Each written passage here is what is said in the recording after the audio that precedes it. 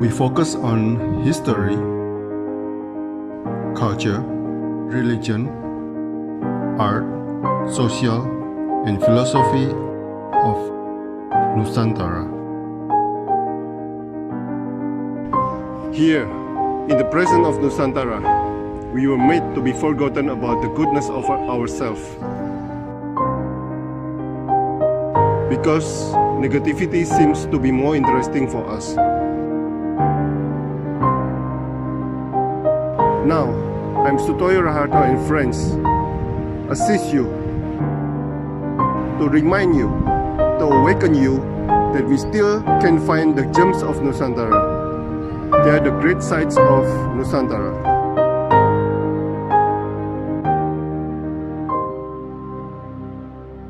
Oke. Selamat malam Dr. Ngatawi Elsastro, budayawan, dosen pasca sarjana Unisia dan Kepala MAC UI, Pak ya. Pak Sastro, saya mulai ya Pak ya.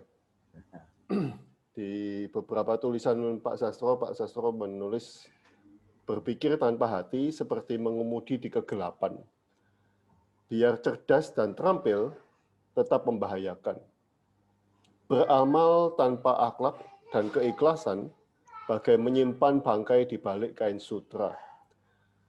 Terkesan indah dan saleh, tapi sebenarnya busuk dan bau.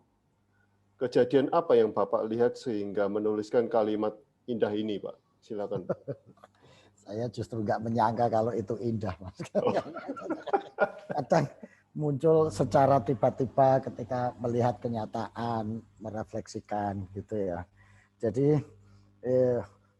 sekarang ini kan muncul fenomena banyak orang pinter, banyak orang cerdas, banyak orang brilian. Tapi ternyata nggak memberikan apa-apa. Karena ternyata dengan kecerdasan, kepintaran, kebriliannya itu justru menjadi sumber bencana. Saya pikir-pikir apa ini masalahnya. Karena dibalik kecerdasan pikir, dibalik kebriliannya rasio, itu dia juga harus dikendalikan dengan kesadaran nurani, kejernihan hati, untuk bisa menggunakan kecerdasan akalnya, kecerdasan pikirannya itu untuk kemaslahatan, untuk kebaikan umat manusia. Karena orang yang punya kecerdasan, orang yang punya kebrilian pemikiran itu kalau tidak dilandasi pada nurani hati yang jernih, yang tulus, yang baik, itu ya akhirnya menggunakan itu untuk yang tidak baik. Saya teringat pernyataannya Kiai Maimun Zubair itu sederhana sebetulnya. Beliau bilang bahwa tidak semua orang pinter itu benar, tidak semua orang benar itu kadang tidak pinter. Pinter itu banyak orang pinter tapi kadang nggak benar, tapi banyak orang benar tapi kadang dia tuh nggak pinter. Tetapi memintarkan orang benar itu jauh lebih gampang daripada membenarkan orang pintar. Nah, jadi itu. Nah, inilah yang mendasari pikiran-pikiran itu. Iya ya, ini jangan-jangan kerusakan yang kita hadapi hari ini karena banyak orang pinter tapi nggak benar itu. Banyak orang cerdas tapi nggak punya nurani, nggak punya akhlak. Akhirnya apa? Dia banyak beramal tapi beramalnya itu untuk interest pribadi, menutupi kebusukan, menutupi kebejatan yang dia lakukan. Pergi haji, pergi umroh berulang-ulang kali. Hanya untuk menampilkan wajah soleh ketika dia berlaku korupsi, ketika dia makan uang rakyat. Itu kan sama dengan menyembunyikan kebusukan di bawah jubah kain sutra itu. Ya dia mungkin bisa menyembunyikan kebusukan, menyembunyikan kebejatan, menyembunyikan kesalahan itu dengan topeng itu. Tapi lama-kelamaan kan itu akhirnya menjadi sesuatu hal yang tidak bisa disembunyikan. Bisa saja dia dengan jubahnya, dengan teriakannya, bilang revolusi akhlak gitu. Tapi kan nggak bisa disembunyikan ketika akhlak yang dia tampilkan sendiri tidak menunjukkan revolusi akhlak yang karimah itu. Nah itu sebetulnya kata-kata itu terilhami oleh kenyataan-kenyataan yang berkembang saat ini, realitas-realitas yang berkembang. Bagaimana ketika iblis, setan, demit, malaikat itu semuanya pakai topeng malaikat, Pak. Nah, sehingga kita susah membedakan sih mana sih ini kok wajahnya malaikat semua tapi kok hasilnya begini. Jangan-jangan ini demit bertopeng malaikat itu. Nah itulah Pak Toyo kira-kira yang dasari kata-kata itu seperti itu. Bagaimana mengetahui standar akhlak dan ikhlas dalam diri kita, Pak? Kalau ikhlas itu hanya diri kita yang tahu sama Tuhan, Pak. Kita nggak bisa mengetahui seorang itu ikhlas apa tidak. Bahkan diri kita pun kadang tidak tahu, saking lembutnya sikap ikhlas itu sendiri. Maka kalau di Islam itu pernah dicontohkan, ibarat orang ikhlas itu seperti ibaratnya tangan kanan memberi, tangan kiri jangan sampai tahu. Nah itu kalau di hadis seperti itu. Tapi kalau di budaya Nusantara, gimana sih menjelaskan dan merasakan orang ikhlas? Itu ada di tembang lir-lir itu, Pak. Lir-lir, lir-ilir, tandure. Lir-ilir, tandure, wosumilir. Da icuro yoro tak senggo temanten anyar. Nah, bangkit, bangun, dan bergeraklah untuk menyebarkan agama. Agama yang kita sebar di bumi Nusantara, kata Sunan Kalijaga, sudah tumbuh dan berkembang. Tumbuhnya agama itu seperti pohon yang menghijau. Sehingga dia menjadi tempat berteduh bagi siapa yang kepanasan, tempat untuk bertahan hidup bagi mereka yang kelaparan. Karena dengan hijau royo-royonya pohon itu akan memberikan perlindungan bagi siapa saja. Mestinya agama itu seperti itu. Itu yang diimajinasikan oleh para wali, para ulama kita dulu. Tak senggoh temanten anyar. Kenapa agama bisa seperti itu? Menjadi tempat berteduh, bisa menghidupi. Karena dia disebar oleh orang-orang yang ikhlas. Sehingga seperti manten anyar itu. Jadi diksi manten anyar itu untuk menggambarkan orang ikhlas, Pak. Kita hanya bisa melihat postulatnya saja. Gitu. Kenapa disamain kayak manten anyar? Nah, karena manten anyar itu satu, Pak, cirinya. Dia kerja lembur tengah malam, itu nggak ada yang bayari, dilakoni, Pak. Nah, itu jadi nggak ada orang manten anyar kerja, habis kerja kan terus, oh payah Mas. Nah itu nggak ada. Itu orang ikhlas tuh kayak gitu, kayak manten anyar itu. Biar capek, biar susah, dia tetap bekerja, gitu loh. Tapi dia nggak minta upah. Karena apa? Ada kenikmatan yang dia peroleh ketika dia beramal. Nah itu kan luar biasa Pak, itu apa analognya itu sangat terasakan semua orang. Ini memilih diksi ini kan luar biasa. Kalau itu ciri orang ikhlas itu seperti itu Pak. Dia nggak minta upah, nggak menuntut balasan, nggak menuntut apa-apa. Kayak manten anyar itu. Karena apa? Dia memperoleh kenikmatan dari apa yang dia lakukan itu, meskipun tanpa upah, tanpa gaji, tanpa imbalan, tanpa bayaran. Itu yang pertama. Yang kedua, ciri orang ikhlas ya kayak manten anyar itu Pak. Kalau beramal, malu jika diketahui orang lain, maka lampunya dimatikan, pintunya dikunci. Cukup Tuhan dan saya saja serta pasangan yang tahu. Nah itu ciri orang ikhlas. Ya sampean rasakno diri itu untuk mengetahui diri ikhlas. Itu satu untuk ukur itu.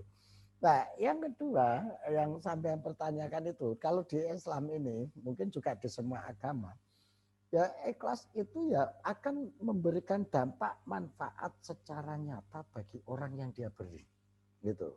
Jadi ini artinya apa? Khairun nas anfa'uhum linnas, kira-kira seperti itu. Sebaik-baik manusia yang memberikan manfaat bagi orang lain.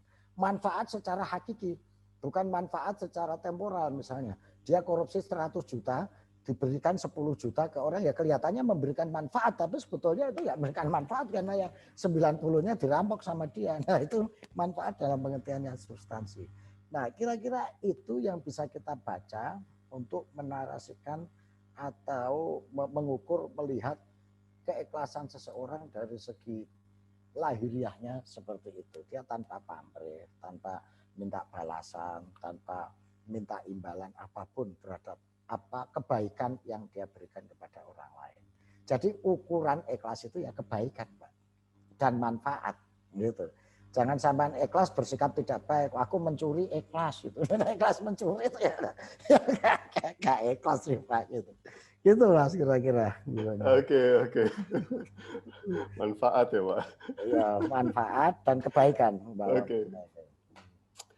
Melalui seni budaya kita bisa berdiri sejajar dengan bangsa Eropa. Ini sangat luar biasa. Saya waktu baca ini wow sekali, Pak. Melalui seni budaya kita bisa berdiri sejajar dengan bangsa Eropa. Bahkan kita bisa menjadi guru yang melatih mereka. Jika kita ketinggalan di bidang teknologi dan ekonomi, kita bisa memiliki kelebihan di bidang seni dan budaya yang bisa kita banggakan. Sangat-sangat wow ini Pak. Saya menjadi sangat-sangat bangga. Ketinggalan berapa jauh bangsa Eropa dengan bangsa kita Nusantara ini Pak? Ini yang saya nggak bisa ngukur, Mas. Jauhnya seberapa? Karena soal itu kan soal ukuran jauh, dekat, dan itu memang nggak ada suatu ukuran parameter yang jelas. Kita secara teknologi mungkin kita ketinggalan jauh, mereka sudah bisa bikin pesawat, bikin gadget, bikin macam-macam, kita belum bisa. Tapi kalau ukuran dari kebudayaan ini, kebudayaan itu kan ada dimensi rasa. Jadi komposisi, komponen dari kebudayaan itu kan secara mendasar dari seluruh definisi. Definisi kebudayaan itu kalau menurut Bloom kan ada sekitar 138 definisi kebudayaan. Tapi seluruh definisi itu terkait pada 3. Jadi unsur etika, estetika, logika. Gitu. Nah, ya, jadi kebudayaan itu selalu mengandung unsur itu. Kalau logikanya yang ke depan, yang etika, estetikanya lebih rendah skalanya, itu akan melahirkan ilmu pengetahuan dan teknologi. Misalnya seperti itu. Tapi tetap ada unsur etika. Kalau estetikanya lebih tinggi, sementara unsur logika dan etikanya agak low dikit, itu jadinya seni. Misalnya kayak gitu itulah. Kenapa saya bisa membuat kata-kata itu? Ini pengalaman pribadi saya, Pak. Ketika saya konser keliling ke Eropa ya, saya cuma bawa gamelan Ki Ageng Ganjur. Ki Ageng Ganjur itu musik yang saya dirikan atas perintah Gus Dur waktu itu 96. Waktu itu habis ziarah di makamnya Mbah Durrahman di Purwodadi. Saya tanya, ini makamnya siapa Gus? Kok nggak terkenal? Ini makam seniman besar gitu, dia ngomong gitu. Namanya Mbah Durrahman, dia terkenal dengan Mbah Ganjur gitu. Terus dia ceritalah sosok Mbah Ganjur. Kowe gawe grup musik kayak tro, jenakno Ki Ageng Ganjur. Kita ikut jejaknya Mbah Ganjur. Nah, spiritnya apa? Membangun dialog lintas iman, lintas agama melalui kesenian. Nek dialog lewat cangkem kok padu. Nek dialog lewat seni, iku enak kabeh seneng, kabeh ngrasakno gitu. Wah cocok Gus gitu. Wis gawe nalat iki grup iki. Engko kena dienggo keliling kowe insyaallah iso keliling dunya kok lewat musik iki. Wah waktu itu ya ngakak Pak gue, walah Gus wong ngamen iso keliling. Lu wis jajalan aja coba gitu. Akhirnya saya mendirikan musik Ki Ageng Ganjur itu atas perintah Gus Dur. Yang komposisinya saya bikin gamelan, kita kolaborasikan dengan musik-musik etnik yang lain sama musik-musik modern yang diatonis itu. 96 saya bikin keliling dan alhamdulillah saya bisa keliling se-Indonesia dengan musik itu. Saya bisa kolaborasi dengan seniman-seniman besar yang Nusa Indonesia yang mulai Iwan Fals, Slang, seluruh artis kebanyakan sudah pernah kolaborasi dengan kita. Saya main di gereja, di wihara, di kelenteng. Kita bikin sholawat dengan nada Gregorian, kita bikin syair burdah dengan santi mantra nadanya, yang kayak gitu itulah kan kabeh seneng gitu ya. Suatu saat saya main ke Eropa, begitu saya main itu orang terkagum-kagum, kaget gitu, sophisticated katanya. Padahal di sini biasa-biasa saja saya ngomong gitu, gitu kan gitu. Ya mereka sastra, your music is so wonderful. Terus saya bilang bahwa our musician is Muslim, saya bilang begitu. Yeah. Akhirnya saya ceritakan bahwa our musician is Muslim, our Muslim gitu. Terus dia tanya, as I know that music is forbidden in Islam, dia ngomong gitu. Bukannya musik itu dilarang di Islam. Terus saya bilang, oh kalau di Indonesia justru enggak, ngomong gitu. Music is a tool to explain about the Islamic teaching. Saya ngomong gitu. Akhirnya ya, orang Barat yang sudah kita kagumi seperti itu, dia akhirnya mengagumi dengan kita itu gara-gara itu, gitu loh. Akhirnya saya keliling ke Jerman, ke mana Belgia, ke Spanyol, sampai nyebrang ke Afrika sana, ke Aljazair, hanya untuk itu. Yang menarik ketika saya memainkan komposisi lagunya John Lennon, misalnya Imagine, lagu-lagu mereka kita komposisi dengan gamelan. Nah di situ saya merasa sejajar dengan mereka itu, gitu loh, merasa sejajar. Wah iya itu kalahnya dia di sini ini kira-kira. Nah akhirnya dia merasa sophisticated, terus akhirnya minta workshop di situ. Nah dari situ saya buktikan ya sudahlah, saya ngomong ekonomi mesti nggak ada yang kita bisa banggakan Indonesia dan oke. Ya sudah ketika kita ngomong tentang budaya, tentang seni, mereka baru tertarik dan merasa ini sangat sophisticated gitu deh. Bagaimana lagu Englishman in New York itu kita iringi gamelan dengan sitar itu wah mereka geleng-geleng kepala itu gitu ya sudah itu yang kita umumkan Pak. Akhirnya bisa kita dan itu terbukti juga ketika mereka nonton Sendra Tari di Borobudur, mereka menonton tentang relief-relief candi yang ada di beberapa tempat itu. Nah, dari situ akhirnya mereka bahwa peradaban Anda ini luar biasa sebetulnya gitu loh. Tapi nggak digali, nggak dieksplorasi, nggak direkonstruksi. Kemudian ya kita akhirnya nggak mampu melakukan reaktualisasi terhadap kehebatan-kehebatan itu. Gitu Pak, kira-kira ceritanya. Oke, sebetulnya masih ada satu pertanyaan nih. Apakah apakah ketinggalan mereka itu sama seperti kita ketinggalan teknologi dan ekonomi, Pak? Ya kira-kira sama Pak. Oh wow. Karena apa? Kita lihat aja secara paradigmatik bahwa bagaimana modernitas mengalami deklinasi sehingga kalau kita baca hampir seluruh kritik-kritik modern yang berasal dari orang modern sampai akhirnya lahir paham postmodernisme misalnya. Lahir orang seperti Jürgen Habermas yang berani mengatakan bahwa modernitas itu sebetulnya hanya selubung kosong. Ada tirai-tirai yang sembunyi di balik modernitas itu yang menyimpan segala kepentingan. Janji-janji modernisme tentang humanisme, tentang liberalisme ternyata justru menimbulkan krisis-krisis humanisme itu sendiri, misalnya kan. Nah, menurut saya ini terjadi karena kehilangan rasa itu tadi, Pak. Nah, di kita ini rasa ini ada. Pas kita meskipun sekarang mengalami krisis juga, tapi kita tetap punya rasa itu ada. Buktinya apa? Ketika COVID ada, tiba-tiba itu muncul dengan sendirinya. Jadi munculnya ini ketika keadaan darurat. Sehingga saya itu sering guyon Pancasila, gotong royong itu seperti bintang munculnya ketika saat gelap, pada saat terang dia hilang. Begitu kita sudah gelap krisis, loh kita ini punya Pancasila loh kita ini punya gelap. Akhirnya muncul ada kesadaran itu secara spontan. Sehingga ini yang membuat kita memiliki resiliensi atau daya lenting dan memiliki suspensi ketika menghadapi tekanan-tekanan itu. Sayangnya ini nggak kita create, nggak kita eksplorasi lebih lanjut yang seperti itu. Jadi apa mungkin harus ada di dalam krisis terus, Pak? Nah itu yang saya sayangkan. Masa kita harus nunggu krisis untuk menumbuhkan itu gendeng lah. Ya bukti ini memang kadang awak dhewe iku iso ketemu nak wis kepaten nek takziah sing asale padu begitu takziah lagi iso ketemu mosok kumpul lagi tadi takziah layatan aduh mati kebangetan awak dhewe gitu.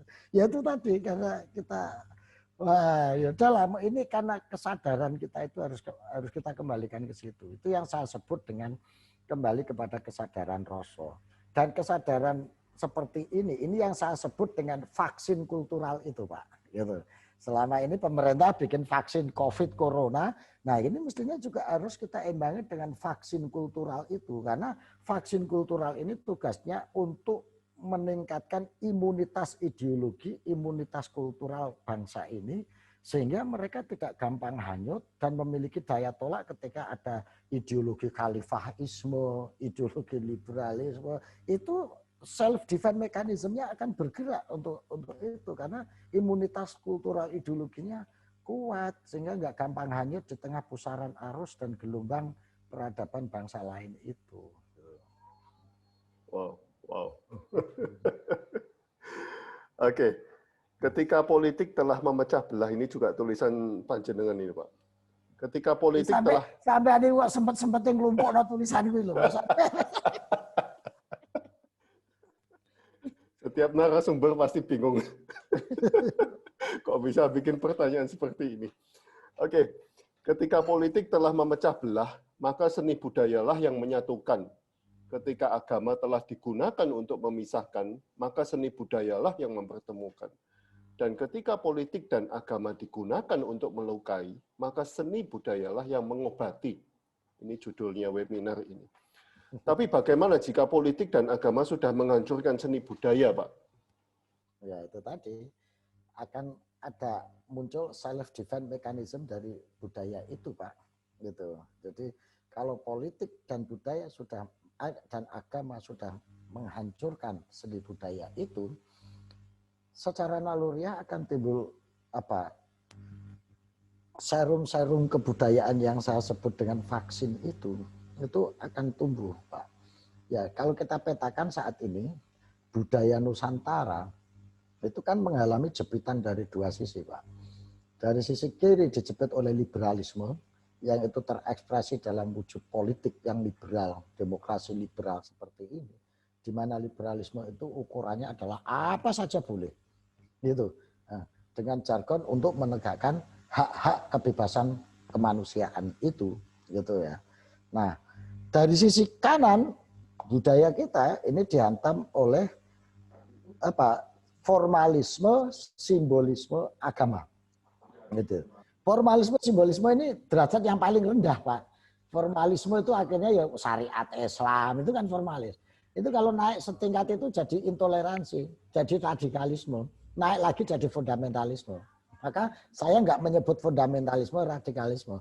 Tetapi formalisme dan simbolisme agama ini pun sudah merongrong dan mendesak, menghancurkan tradisi dan budaya Nusantara itu. Nah, ketika desakan ini aja, naturally, tiba-tiba muncul kelompok-kelompok kesadaran kelompok untuk kembali. Yaitu tadi, nak wes gelap, peteng, tengok-tengok, tibain dua bulan, tibain dua matahari. Nah itu tadi, muncul kesadaran seperti itu, Pak. Sehingga muncul komunitas untuk advokasi makam para leluhur, sing sampean ada di dalamnya itu. Itu ya ora ana sing kongkon, gak ana sing gongkosi. Itu ya tiba-tiba muncul dengan kesadaran naluriah sebagai bangsa seperti itu. Tinggal kita nanti memainstreamingkan, mengelola sebagaimana kita mengembangkan vaksin itu. Untuk kita sebarkan, kita diseminasi yang seperti itu. Supaya nanti agama dan politik yang melukai ini, yang memecah belah dan memberikan segregasi ini kemudian tergerus atau tertandingi oleh vaksin-vaksin kultural yang kita kembangin seperti itu. Makanya masih ada orang-orang jenis kayak sampean ini yang telaten melakukan diskusi begini, kelompok-kelompok. Dan saya menemukan banyak, Pak, komunitas-komunitas seperti itu. Cuma mereka ini masih berjalan secara lokal, belum sinergikan secara baik, termanage secara baik, tapi spiritnya sama. Makanya dulu saya kritik Sujiwo Tejo ketika mengatakan bahwa Pancasila itu tidak ada. Alasan dia karena ini kan nggak ada. Kalau Pancasila itu ada ya mestinya ini pimpinan kita ini itu jadinya nggak seperti ini. Saya bilang ke Mas Jiwo Tejo, nah sing sampean delok ning pimpinan ning kono ya gak ono, Mas. Karena kalau melihat di situ kita akan mengatakan Pancasila surplus kata-kata, surplus keteladanan, gitu. Tapi kalau yang sampean lihat ini ke bawah, ke rakyat, ke ini, itu ya masih banyak itu, cuma masih tersembunyi, gitu loh. Nah, ini yang perlu kita diseminasikan, perlu kita suntik. Tadi ada pertanyaan, lalu gimana menyuntikkan vaksin ini? Itu di chatting itu saya baca itu sempat sekilas. Ya, caranya dengan memperbanyak ruang-ruang perjumpaan seperti ini. Seperti yang sampean lakukan ini, kemudian dirajut satu persatu secara pelan. Ini kerja kebudayaan itu nggak bisa instan. Gus Dur pernah mengatakan kerja kebudayaan itu long dure. Kudu dawa ususe jembar dadane, ora entuk kesusu, ora ono sing disusoni, kata Gus Dur. Jadi harus butuh kesabaran, keikhlasan untuk membuat kerja-kerja budaya seperti ini, gitu. Kalau vaksin COVID aja dibutuhkan waktu 1 tahun, kerja budaya itu ukurannya ya dekade untuk itu. Ya. Jadi caranya menyuntikkan gimana? Ya harus ada perjumpaan, ada dialog, ada pertemuan, ada sinergitas antara vaksin-vaksin yang sudah tumbuh kesadaran ini. Itu satu. Yang kedua, memainstreamingkan ini, gitu. Karena kita hidup di era hyperreality, di mana kontestasi, narasi ini menjadi sesuatu hal yang sangat penting, gitu. Makanya kita harus mampu melakukan kontestasi itu. Contoh terakhir lah, saya nggak menyinggung siapapun. Ketika kontestasi ruang publik dikuasai oleh FPI dengan Habib Rizik, muncullah nyaini kita itu melakukan kontestasi dengan segala, mungkin kita melihat itu naif dan tapi itu realitas yang terjadi gitu loh. Nah, ini harus kita perbanyak narasi-narasi untuk melakukan itu. Sementara muncul nyai itu gitu ya, yang membuat counter narasi, tapi counter narasinya ya wis podo ya kepodo gampangannya mohon maaf podo santai akhirnya. Tapi apa-apa, tapi paling ada counter narasi. Nah, itu yang perlu kita lakukan untuk mendiseminasikan, menyuntikkan vaksin-vaksin kultural yang kita miliki itu. Gitu Pak saya kira-kira. Oke. Nah, seperti ya saya sebutkan Malaysia, Singapura ini teman-teman saya itu mereka pada datang ke sini Pak. Mereka ngomong bahwa mereka sudah tidak punya seni budaya lagi di negaranya dan itu sudah dihapuskan lah. Oke. Bapak mengatakan bahwa beberapa sumber mengatakan, nah ini yang asik ini tadi pagi kita juga bahas. Bapak mengatakan bahwa beberapa sumber mengatakan Islam masuk ke Nusantara akhir abad ke-7, awal abad ke-8. Pada waktu itu jalur perdagangan dari Cina dan dari mana saja, Pak? Yang jelas kalau kita baca bukunya Az-Zumardi Azra dan mengutip beberapa sumber dari Cina, itu memang abad ke-7 akhir gitu ya. Abad 7 akhir, awal abad ke-8 itu sudah masuk ke sini ya. Ada yang dari Cina, ada yang langsung dari daerah Yaman, Persia itu. Ini bisa kita lihat dari bukunya Hamka misalnya, Hasmi misalnya, mengatakan itu. Itu ada anak kapal khalifah namanya, nakoda khalifah yang membawa 100 orang. Dan itu Syiah semua Pak itu.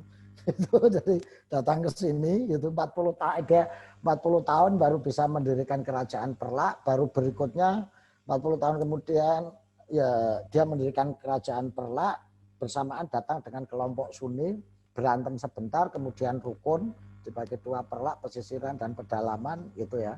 Nah, kalau India itu juga masuknya pada tahun-tahun seperti itu karena abad ketiga itu dengan Akitirem itu sudah masuk peradaban Hindu Buddha gitu ya. 1-2 sebelum Masehi Resi Walmiki, Resi Wiyasa sudah bawa Mahabharata Ramayananya ke sini, itu sudah ada pengaruh India gitu. Tapi kalau konteks Islam ini juga masuk pada sekitar abad ke situ karena sudah terjadi penyebaran Islam sampai ke India gitu ya. Nah, jadi pada era abad ke-8, ke-9, akhir abad ke-7 itu ya daerah-daerah itu yang sudah membawa Islam ke Nusantara melalui jalur perdagangan. Tapi satu hal yang kita ingat, masuknya Islam ke Nusantara abad ke-8 awal. Tapi Islam baru berkembang dan diterima oleh bangsa Nusantara abad ke-15, abad ke-14, yaitu pasca Majapahit. Berarti ada waktu jeda Islam ini tidak bisa diterima bangsa Nusantara selama 5 abad. Inilah yang dievaluasi Wali Songo. Ini ada something wrong ini. Kesalahan dalam melakukan penjelasan, memberikan dakwah. Karena menurut catatan Marco Polo yang diperkuat oleh catatan Haji Makwan, sekretarisnya Cenggu, yang melakukan ekspedisi ke Nusantara pada tahun 1432-an, dia masih melihat bahwa majoriti bangsa Nusantara ini masih penganut Kapitayan. Kapitayan itu agama lokal bangsa Nusantara. Sementara Hindu Buddha itu dianut oleh kerajaan elit Nusantara, para punggawa, hulu balang, pejabat keraton dan lain sebagainya, serta masyarakat yang dekat dengan mereka. Gitu. Yang ketiga baru Islam, itu dipeluk wong monco yang terdiri dari bangsa India, Cina dan Arab gitu. Dan itu di posisi pesisiran dan itu minoritas banget. Itulah yang dievaluasi oleh Wali Songo yang kemudian merubah strategi dakwahnya gitu. Tidak melalui dagang, tidak melalui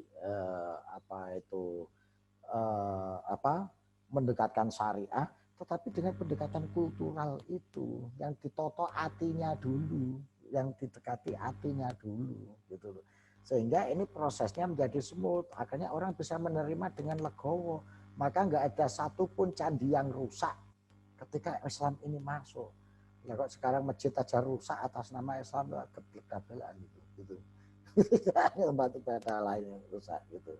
Nah itu Pak, prosesnya seperti itu. Nah ini Pak yang sering menjadi perdebatan. Saya yakin tidak ada konflik antara Islam dan Tridharma, Ya. Buddha, Konghucu, Taoisme, karena kampung pecinan dan kampung Arab itu selalu berada di satu lokasi dan berdampingan, Pak. Nah, saya pernah bertanya Gus Dur ini, Pak, tentang runtuhnya Majapahit. Pada waktu itu beliau mengatakan bahwa sudah ada perang saudara di internal Majapahit. Di satu sisi ada sumber mengatakan runtuhnya Majapahit disebabkan oleh serangan Demak. Tetapi ada sumber dari Pantura, ya, mengatakan Buddha Islam hidup secara rukun damai bagaikan saudara. Jadi sebenarnya apa yang terjadi antara Hindu, Buddha, Islam yang dikatakan konflik Majapahit Demak, Pak, pada zaman itu?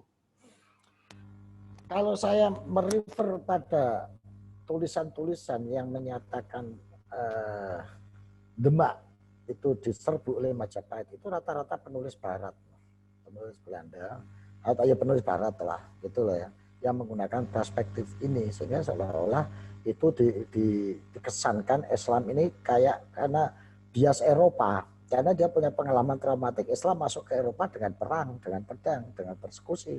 Nah, mungkin ketika dia menulis sejarah, kebetulan ya mungkin ada serpian bukti itu kemudian dijadikan konklusi dengan mengabaikan bukti-bukti sejarah yang lain, gitu loh. Karena misalnya sampean sudah menunjukkan bukti ada kampung pecinan, kampung Arab berdampingan. Fakta sejarah misalnya, Menara Kudus itu sudah jelas itu arsiteknya dia pakai arsitek Hindu-Buddha, Pura dan lain sebagainya. No problem kok dipakai untuk orang Islam, dijadikan masjid, simbol masjid, nggak ada masalah. Bahkan Sunan Kudus itu kan orang Arab Pak, dari Persia dia. Itu ketika Islam datang ke sana dan disebarkan, dia memberikan fatwa orang Islam tidak boleh potong sapi. Nah, gitu loh. Karena apa? Ini hewan yang disucikan oleh saudara-saudara kita umat Hindu, gitu.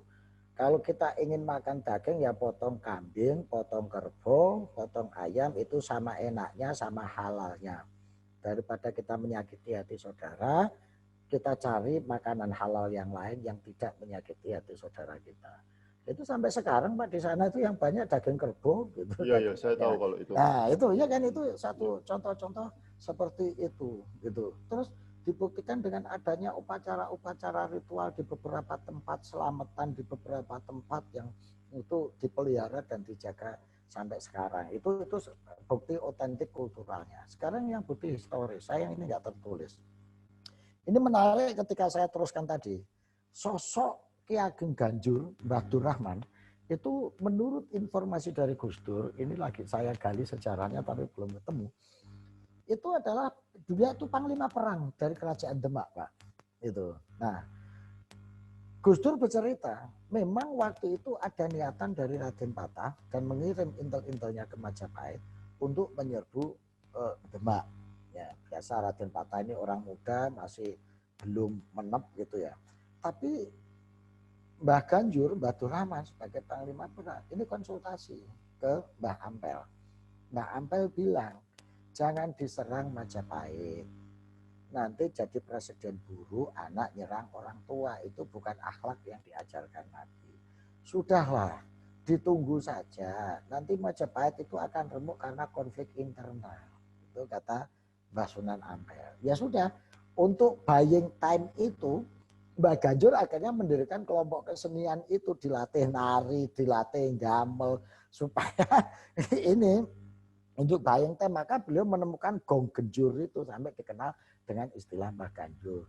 Dan betul terjadi pemberontakan internal mulai dari Girindrawardana, Sudina sampai Mojopahit rapuh karena konflik internal itu. Begitu konflik internal terjadi, Majapahit rapuh, barulah Demak mengambil alih untuk mata. Itu sejarah yang saya dengar, saya peroleh dari Gus Dur. Nah, saya lacak lagi itu misalnya dalam tulisan Sunan Kalijogo ada Serat Kaki Waloko misalnya. Itu banyak bercerita itu. Ini kalau kita terjemahin, kita transkripsikan itu akan menjadi bukti-bukti yang menarik. Tapi sayangnya babat serat itu kan tidak diakui sebagai bukti sejarah oleh kaum modernis itu tadi. Nah, ini problemnya. Maka perlu ada metodologi sejarah yang bersumber dari cerita tutur yang seperti ini. Gitu. Itu Pak kira-kira domainnya. Oke. Sebentar, ini pertanyaan saya masih ada satu, tapi ini banyak pertanyaan ini. Fenomena perda syariah muncul di negara ini, ditambah sekarang heboh lagi pembahasan pelarangan minuman alkohol. Silakan. Ya, itulah yang saya sebut sebagai gerakan dari formalisme agama itu tadi, mau diformalkan gitu loh. Minuman keras, alkohol dilarang. Itu mestinya kan ditata saja, jangan dilarang. Gitu loh. Karena hal-hal seperti itu saya itu selalu mengibaratkan begini loh Pak Toyo. Sebagus-bagusnya rumah itu butuh comberan, butuh peceran. Sebab kalau nggak ada comberannya ditutup, mereka kencing berak sembarang tempat. Nah wis kadung kebelet iso kencing di ruang tamu karena comberannya ditutup. Yang bagus itu menata supaya comberannya ini nggak menimbulkan penyakit, tapi harus tetap dikasih ada comberannya, ada toiletnya. Jangan mentang-mentang toilet ini tempat kotor, tempat najis, harus dihilangkan. Islam juga nggak mengharuskan kok menghilangkan yang gitu. Kalau kita nggak mau ada maksiat, ya hidup di surga, di akhirat. Itu baru nggak ada maksiat. Kalau masih ada di dunia, ya mesti ada maksiat. Cuma kita tata, kita atur, kita minimize dengan membuat noto ati itu. Lah engko minol dilarang. Engko terus akhirnya mabuk nganggo lem. Sapa engko leme dilarang, ngono ta. Engko terus nira, engko legen dilarang, ngono karena mabuk. Nah, karena gak ono minol kayak gitu akhirnya mabuknya pakai legen. Engko legen dilarang. Wet klopo ditegori karena sumber. Lah kan dadi gendeng kabeh repot gitu loh.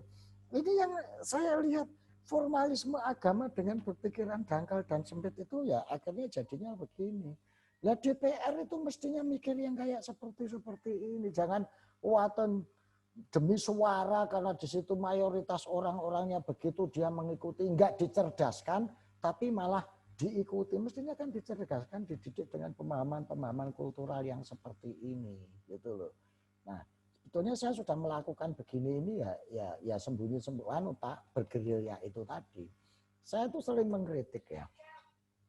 Hanya gara-gara takut hanyut, hanya kita takut tenggelam, akhirnya kita pasang tembok. Temboknya namanya undang-undang syariah, undang-undang pornografi, undang-undang anti maksiat. Semakin tinggi gelombangnya, semakin tinggi temboknya, gitu loh. Padahal setinggi-tingginya tembok ini, tanggul ini jebol Pak. Karena dihantam gelombang maupun digerogoti anak cucu kita sendiri yang terlalu kreatif pengen delok di balik tembok ki ono apa sih kok pengen jajal itu. Itu kan seperti itu Pak. Gitu loh. Nah daripada pasang tembok, kenapa sih nggak kita ajari anak kita ini berenang? Karena kalau dia bisa berenang dia nggak akan tenggelam, nggak akan hanyut oleh arus peradaban gelombang yang seperti ini. Gitu. Hanya gara-gara takut anak kita hanyut, takut anak kita tenggelam di tengah gelombang arus peradaban yang seperti ini, akhirnya kita pasang tembok. Jebol temboknya itu pasti, gitu loh. Akhirnya ada undang-undang syariat tetapi judinya di dalam kamar ya, seperti itu. Ajari aja berenang. Ini yang saya sebut strategi kebudayaan, gitu. Hanya gara-gara kita nggak mau mendidik dan melatih serta mengajarkan anak kita secara benar, kemudian kita pasang tembok yang hal-hal seperti itu, gitu loh. Ini kalau mau tanya gimana menghadapi yang seperti itu ya alon-alon kita sadarkan mereka, kita didik. DPR dewe ya saya kayak gitu pikiran. Pak Sastro ada pikiran mau masuk politik, Pak? Ya saya itu berpolitik loh Mas. Oh, oke. Politik kebudayaan. Okay. Kalau saya nggak politik ya nggak mau sampai ajak ngomong begini dan nggak punya pengalaman, nggak punya pemikiran seperti ini. Semuanya saya peroleh ketika saya berpolitik, ketemu banyak orang, diskusi, dialog gitu. Oke. Tapi politik saya bukan politik yang di partai, bukan politik. Sebelum Majapahit runtuh memang ada perang saudara Majapahit, para Grek antara Keraton Timur, Blambangan, dan Keraton Barat selama 6 tahun sehingga ibu kota Astawulan ditinggalkan dan pindah ke Danapura. Cak Wito cuma kasih komen. Ya, benar. Oke, teman-teman. Makasih Cak Wito ya, atas penambahan datanya. Oke, teman-teman kalau ada yang mau tanya, ini pertanyaan saya sudah mau habis. Bapak pernah menjelaskan makna tembang lir-ilir, Pak, dengan sangat indah. Saya lihat di YouTube ini. Menurut Bapak, penjelasan tembang gundul-gundul pacul itu bagaimana, Pak? Sepengetahuan saya, tembang ini juga muncul zaman Wali Songo. Silakan. Ya, itulah hebatnya para wali dulu. Jadi, mengajarkan agama, mengajarkan Islam, itu dengan cara yang menyenangkan, enjoy, fun. Bukan dengan teriak-teriak demi bar menakutkan meden-medeni kabeh wong kayak gitu, itu enggak, sambil ngancam-ngancam gitu enggak, tapi dengan tembang lirik gundul-gundul pacul, gundul-gundul pacul cul gembelengan nyunggi wakul kul gundul itu kan kepala, Pak, gitu, kepala yang tanpa rambut, tanpa mahkota. Jadi kalau Anda ini berkuasa tapi tanpa mahkota, tanpa ada kedalaman batin, tanpa ada kepekaan nurani, ya ini seperti gundul pacul itu, karena nggak ada mahkota yang Anda nggak ada wahyu lah cara bahasa Jawa itu. Ya nyunggi wakul gembelengan, bawa amanat ya dengan sombong, bawa amanah ya dengan tiran, gitu loh. Gundul pacul itu adalah berkuasa yang pacul itu kan papat, barang papat sing wis ucul. Papat sing wis ucul itu apa? Mata, telinga, mulut, pikiran. 4 barang perkara ini ucul. Ya akhirnya nyunggi wakul ya gembelengan, bawa amanah ya dengan sombong, dengan congkak, dengan tiran. Nah, nyunggi wakul gembelengan.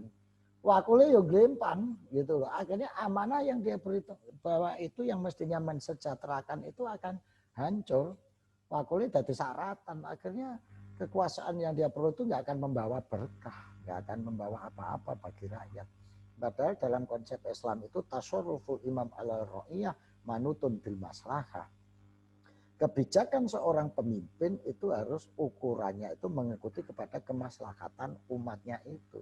Tapi nak nyunggi wakule gembelengan itu karena gundul pacul itu tadi, berkuasa tanpa mahkota karena papat barang papat itu wis ucul lepas dari dirinya, nggone amanah gembelengan, wakul glempang tegane dadi saratan.